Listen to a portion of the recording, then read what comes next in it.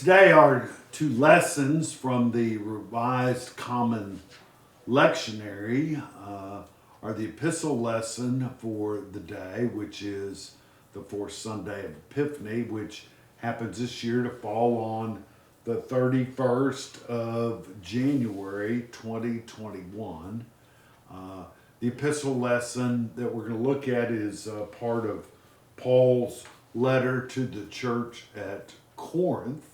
And after we get done with that lesson, then we will turn back to Mark's gospel and tell one of the stories of Jesus from the very first part of his ministry according to the gospel of Mark. Way back in verse 1 of chapter 7 in 1 Corinthians, we see this little phrase, which may not mean a lot, but it really does mean a lot. Now concerning the matters about which you wrote. And then Paul will talk about some issues that have to do with marriage. But the phrase that's important to me is now concerning the matters about which you wrote. And what this reminds us is that Paul couldn't be everywhere at the same time. He was just one person. So if he was in Thessalonica, he couldn't be in Corinth. If he was in Corinth, he couldn't be in Philippi. If he was in Philippi, couldn't be in Rome, and so forth. So Paul stayed connected with his churches in ways that we stay connected with people in our modern time through Facebook, or if you're really elderly, email, or if you're really hip and cool, Twitter, or something along those lines. It's important for us to remember that in the ancient world, epistles or letters were the way that people stayed in contact with others at a distance because there were no other ways to really do it. So Paul ended up writing a lot of letters to churches. One to an individual, Philemon, but for the most part, Paul wrote either churches or groups of churches. And what he often did was he replied to issues that the church had. Now concerning about the matters of which you wrote is Paul's answer to the question that the Corinthians had written him about. Now there are a number of these issues. One is about, it's kind of ridiculous really, or we would think so, anyway, United Methodists would, is how should women comport themselves when they're in worship? Or another question that they had evidently written to Paul about was, what do we do when people in the same congregation take each other to a secular court? That's another issue. Sometimes the issues had to do with how do you discipline children. Other issues are what is a right gift to give to the church. We know that the Old Testament or the Hebrew Scriptures had a standard of a tithe, which is 10%. Sometimes people would ask questions like that. Some of them were very practical questions. How do we do this? How do we function as a church in this certain way? Sometimes the questions were moral. And today's question that Paul is responding to is evidently one that the Corinthians had written to Paul about, which is the ethics of eating food that had been sacrificed to pagan shrines or pagan idols. Here's the situation. In the ancient world, hunger was always an issue. If you didn't wake up worrying about where your next meal was coming from, sometimes you might say you wouldn't get a next meal. Many people in the third world live at this sort of subsistence level where when they wake up, the first thing they do after getting dressed is figure out what they're going to have for breakfast or at least for lunch. And so the question about food is always right on the tip of everyone's tongue. So the question is, what do we do about meat sacrificed to idols? At these pagan shrines, they would take, say, a giant cow, could weigh 1,500 pounds, could weigh 1,800 pounds, you know, depending on the size, of course. And people would say a prayer or incantation or two. They would sacrifice the animal and then take a small part of it, perhaps as little as 1%, and they would lay it on the shrine's altar, say prayers, burn it as a burnt sacrifice, and then the rest of the meat would be hauled off to the meat market in the city or village or town where it was sacrificed. Now, Christians could buy meat at this meat market for a reduced rate if the carcass of the animal had been sacrificed a close distance away. The meat was still good. They could pay a certain amount of money for it, and then they could take it and then they could eat it. It was done by many people. There were a lot of, and depending on where you were, in Corinth there were a lot of these pagan shrines, so there's always this kind of meat available. So what happens is that you get some Christians that have what are called weak consciences. And they're worried that if you eat meat that was sacrificed to a pagan god, then when you ate that meat, then what you were doing was you were insulting the real God, Yahweh, or God Almighty, the God of Jesus Christ.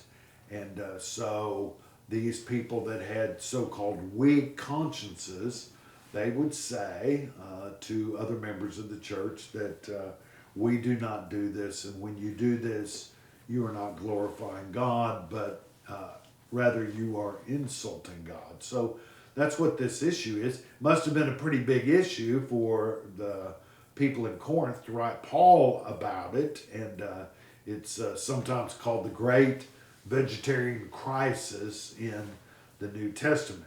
Can we eat food that has been sacrificed to idols? Can we eat meat that has been, the part of it, sacrificed on a pagan altar, although the rest of the carcass of the animal was taken away and was never itself technically sacrificed, just a small portion of it? And so that's what Paul was talking about.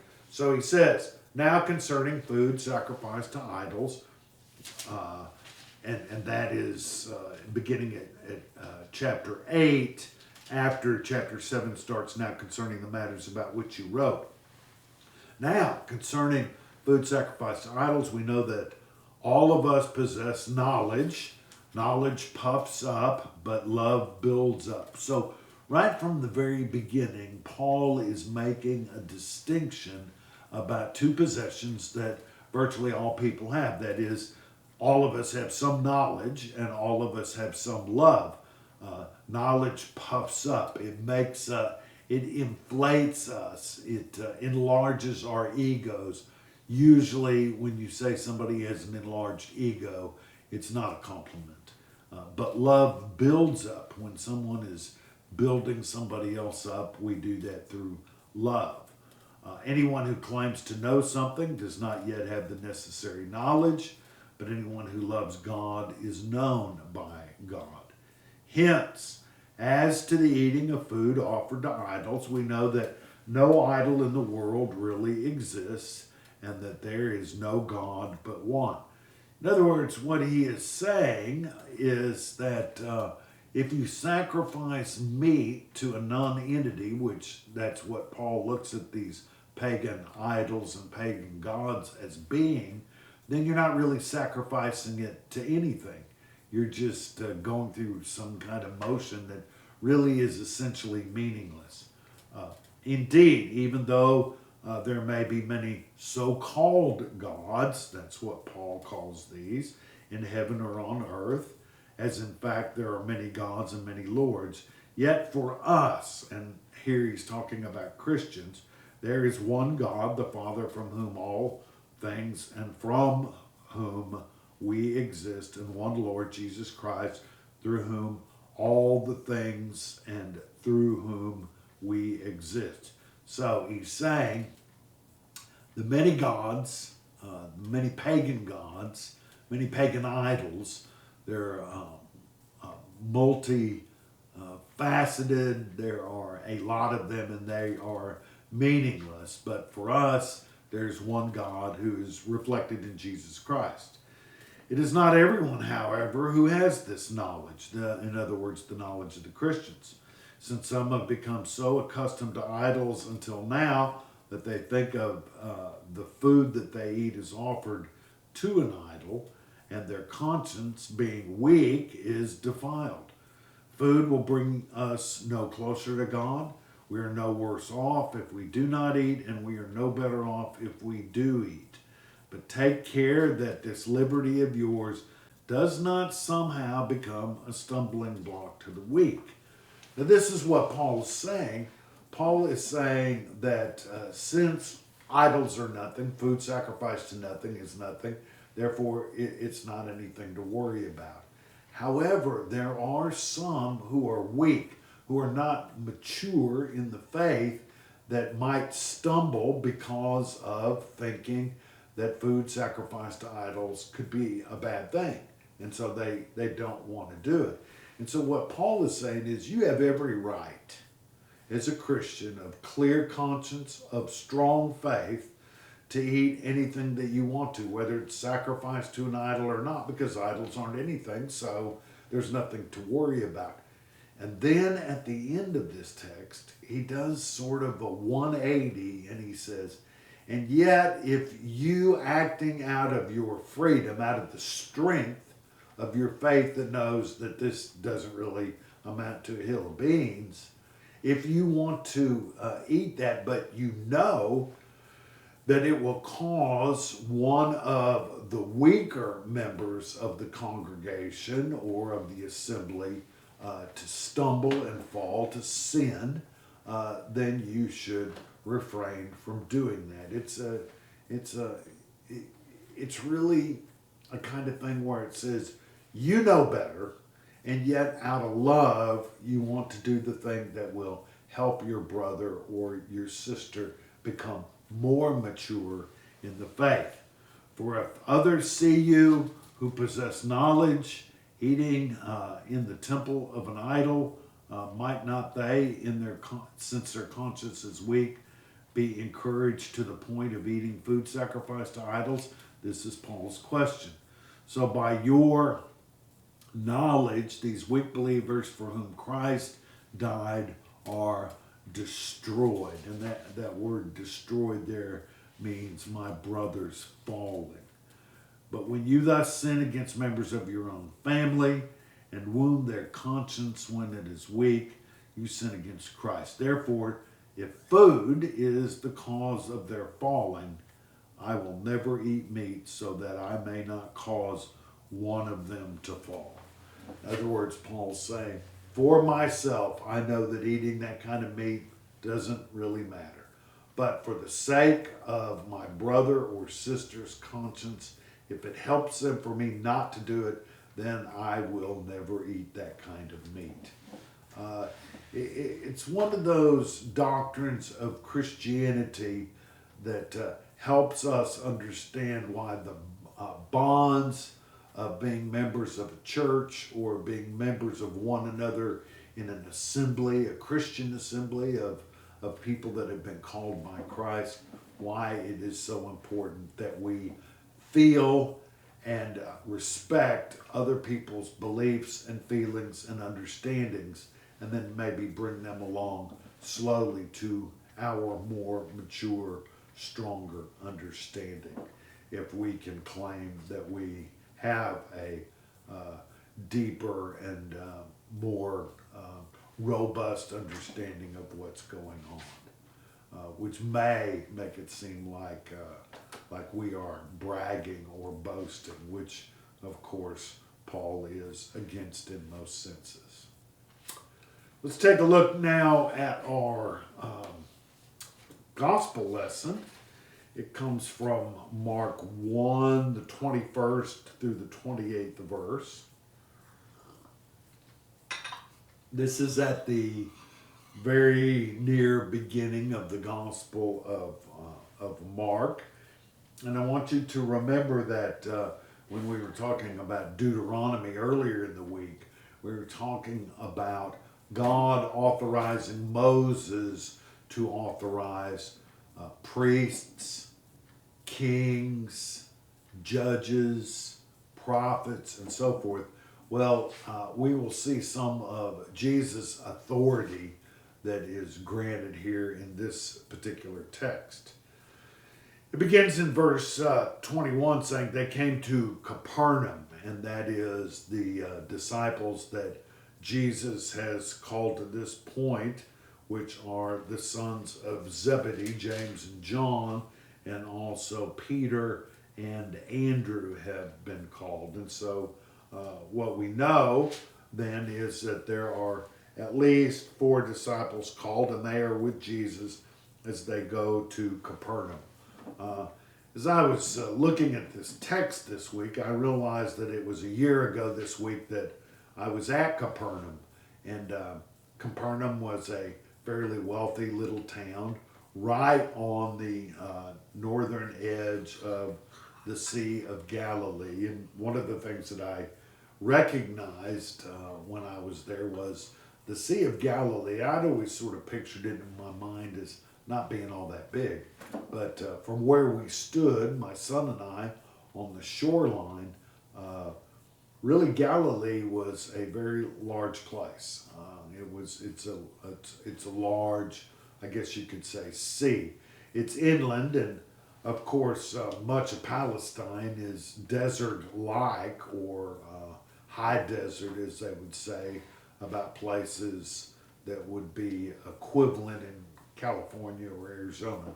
But it seemed large to me. And so there they are in Capernaum. When the Sabbath came, he entered the synagogue and taught. That is, Jesus would typically go and find a synagogue and would teach there. And in this place, it was Capernaum. We saw the place where Jesus reputedly taught, and it was about 25 or 30 feet below ground level because the ground had grown up and they had dug back down to the floor of the synagogue. So in the ancient world, because it was so ancient, over 2,000 years had transpired since Jesus had been there, just layer upon layer of dust and dirt had built up over the years. And so the place that we saw where Jesus purportedly had taught was down probably 20 feet or so. So as he taught, they give the reaction from the audience or from the congregation. When he was teaching, it could have sounded like a sermon to us. It could have sounded like a lecture from a schoolroom. Oftentimes in synagogues, teaching went on that way. But the audience, they were astounded at his teaching, for he taught them as one having authority and not as the scribes. That's an interesting phrase. There was something about Jesus teaching and Jesus as a person with personality, with his own character, that seemed to jibe. In other words, the messenger in the message seemed to be congruent, lined up with one another, and that was what gave Jesus this appearance of authority. Sometimes we will hear people make a speech. We will see people in action, but their actions don't meet their words. I remember there was a professor from a seminary. I was much, much younger, And I had a church that was kind of out in the Texas wilderness, you might say. And this teacher kept talking about how he would go anywhere. It didn't matter how far it was from where he lived or how many people lived there, how many people came to hear him.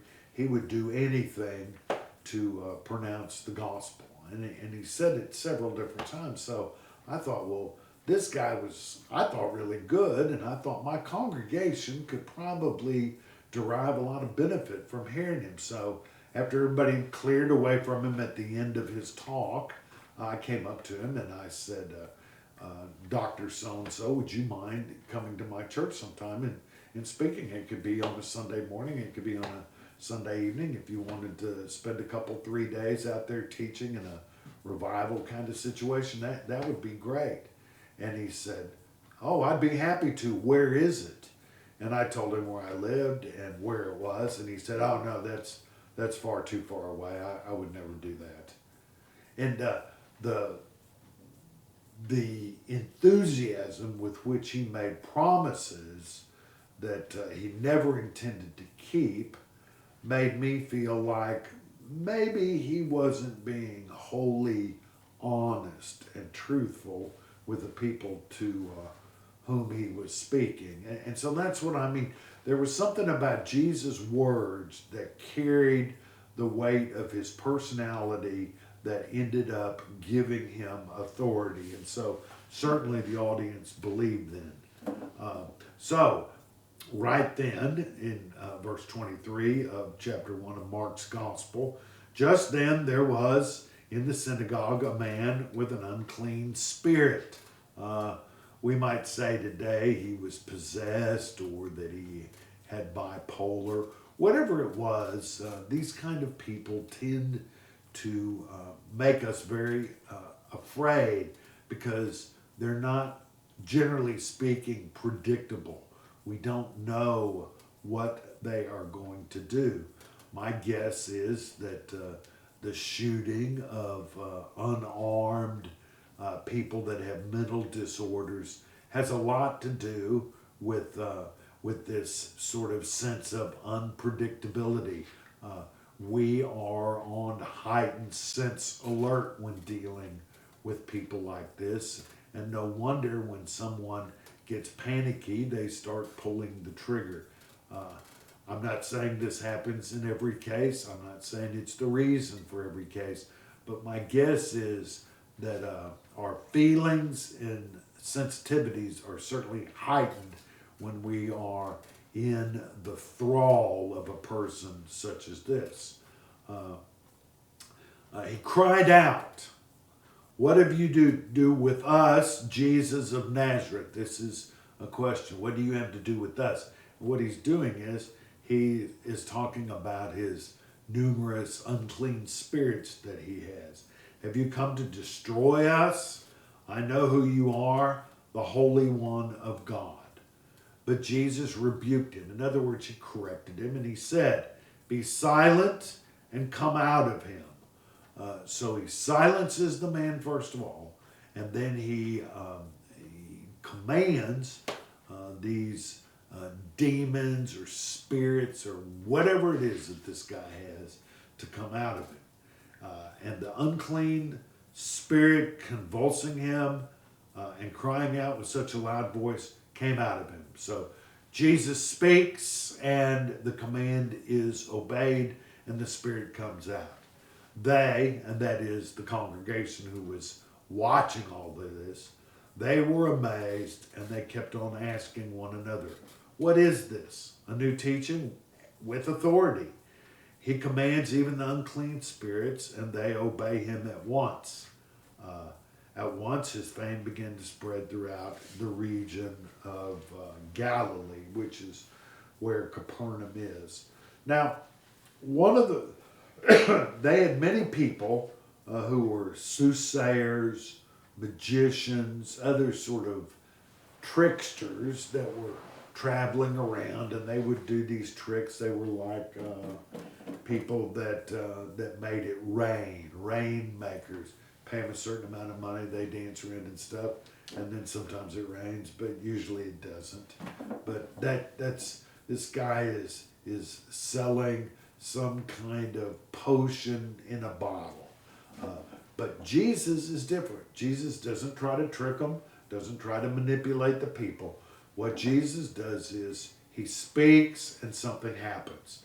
It reminds us very much of what happens in the first chapter of Genesis when Yahweh says, "Let there be light," there was light. "Let there be separation of water from the dry land," and there was. God speaks, the world reacts. Jesus speaks, the spirits react. That is what this story is about. Jesus has authority. He speaks with authority, he acts with authority, and by that, he has authority.